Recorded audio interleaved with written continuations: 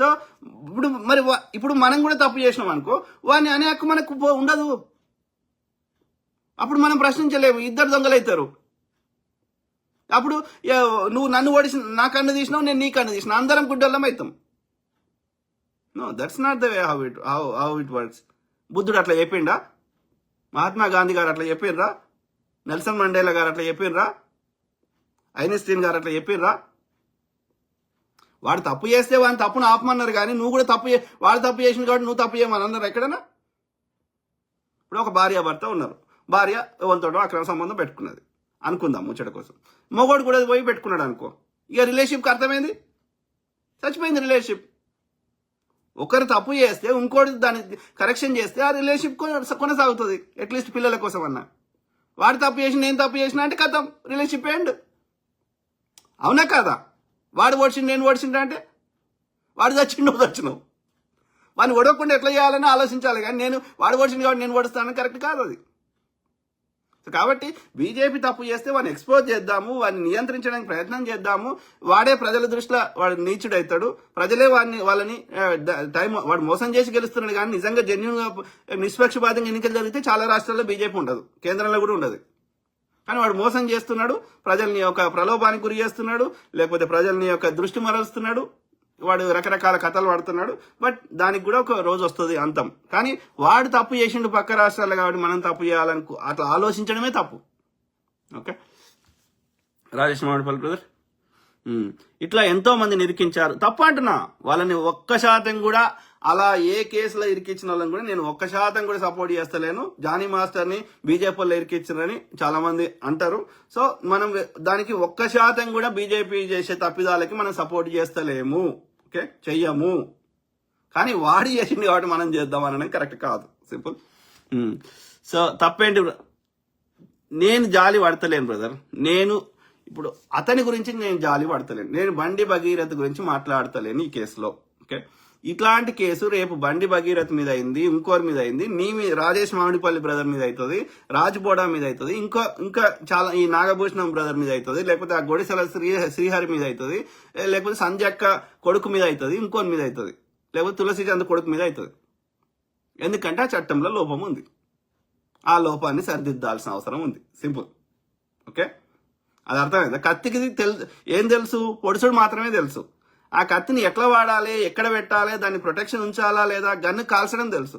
కానీ గన్నుని ఎట్లా కాపాడాలి, దాన్ని ఎందుకు వాడాలి అనేది కామన్. అది చెప్తున్నా నేను. చట్టంలో లోపం ఉంది. ఆ చట్టాన్ని సరిదిద్దకపోతే ఆ చట్టం ఎవరికైనా రేపు ఎవరైనా బలి కావచ్చు. కాబట్టి నేను చట్టం గురించి మాట్లాడుతున్నా, నేను ఒక వ్యక్తి గురించి మాట్లాడతలేను. ఇప్పుడు ఇక్కడ బలి అవుతుంది బండి భగీరథ్ కావచ్చు, అంతకుముందు వేరే వాళ్ళు బలయ్యారు, రేపు ఇంకోరు బలి అవుతారు. దానికి పార్టీలకు సంబంధం లేదు, దానికి కులాలకు సంబంధం లేదు, దానికి మతాలకు సంబంధం లేదు. నేను ఆ వ్యక్తులకి సానుభూతి లేదు. నాకు చట్టం గురించి, పాలసీ గురించి సంబంధం ఉంది. అది ఎవరి మీద అయినా పడవచ్చు కాబట్టి. ఓకే, సో ఎవడు సోహెల్ బీఆర్ఎస్ వి అంట, బీఆర్ఎస్ వి అంటే విద్యార్థి వింగా ఏదో సంథింగ్. ఎందుకురా లంజ కొడుకు అంది ఎడుతున్నాడు.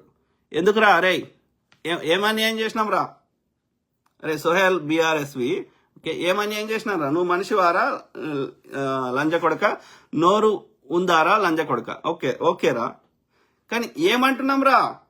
కేటీఆర్ అనే లుచ్చనా కొడుకు బండి సంజయ్నేమో అన్నాడు. బండి సంజయ్ కేటీఆర్ను ఉల్టా తిట్టిండు. అప్పుడు ఏం చేసిండు? కేటీఆర్ లుచ్చనా కొడుకు ఆర్ఎస్ ప్రవీణ్ రంగంలోకి దింపిండు. సేమ్ ఇదే నిర్మల్ పోలీసులు వానికి, ఎందుకంటే సిర్పూర్లో పోటీ చేసిండు కదా, అక్కడ కాంటాక్ట్స్ ఉన్నాయి దానికి. ఇదే ఆర్ఎస్ ప్రవీణ్ గాని కొడుకు రాత్రి 7 గంటలకు గురుకులాలకి పోయి నల్లం లెక్కుంటాడు, పోయి ఆ గురుకులాల అమ్మాయిలను తీసుకొని తోటి ఎంజాయ్ చేస్తాడు. ఢిల్లీకి ఈ గురుకులాలకు సంబంధించిన అమ్మాయిలను తీసుకొని ఢిల్లీకి పోయిండు. మరి ఏమంటారా వీటిని? చెప్పురా. కేటీఆర్ లుచ్చన సార్ని అడిగినా, ఆ సారు ఒక మాజీ మంత్రి వాళ్ళ అల్లుడు. ఓకే, కేసీఆర్కి వీళ్ళ అడ్వైజరు. ప్రగతి భవన్లో పోయి ఓకే లంచ్ చేస్తాడు కేసీఆర్ తోటి ఆ సారు. వీళ్ళ యొక్క బీఆర్ఎస్ వాళ్ళ యొక్క ఆస్తులకి బినామీ ఓకే వేరే దేశాల్లో. ఓకే, సో ఆ సారుని అడిగిన, మరి ఇట్లా కేసీఆర్ కూడా ఇట్లా అమ్మాయిల సోకు ఉందంట కదా సారు, ఆమె సునీతా సబర్వాల్ ఇది అదంటే లేదు ఆయనకి అట్లా లేదు, తాగుతాడు కానీ ఈ అమ్మాయిల సోకు లేదన్నాడు.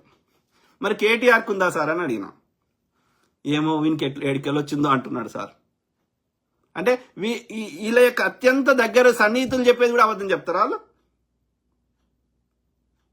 ఆడ పార్కాయ తోటల్లో ఫస్ట్ పార్కాయ తోటల్లో వండబెట్టేటోడు వాడు ఆర్మూర్ ఎమ్మెల్యే జీవన్ రెడ్డి. అది కూడా శ్రీరెడ్డి కూడా చెప్పింది కదా. సో ఆర్మూర్ ఎమ్మెల్యే జీవన్ రెడ్డి, ఇంకోటి ఈ పైలట్ రోహిత్ రెడ్డి, వీళ్ళిద్దరు ఫస్ట్ పార్కాయలో వండబెట్టారు. పార్కాయకి పోతే అందరికి తెలుస్తుందని చెప్పి ఏదో ఫామ్ హౌస్ పేరు చెప్పారు, నేను మర్చిపోయినా ఫామ్ హౌస్ పేరు. బాడకవ్యాలు నీతులు చెప్తావు బోసిడికే. మరి కేటీఆర్ పిల్లం వేరే అంతా అనుకుంటా ఒప్పుకుంటావరా బోసిడికే? లంజా కొడక, సిగ్గుశరం లేదు మనిషి పుడితే.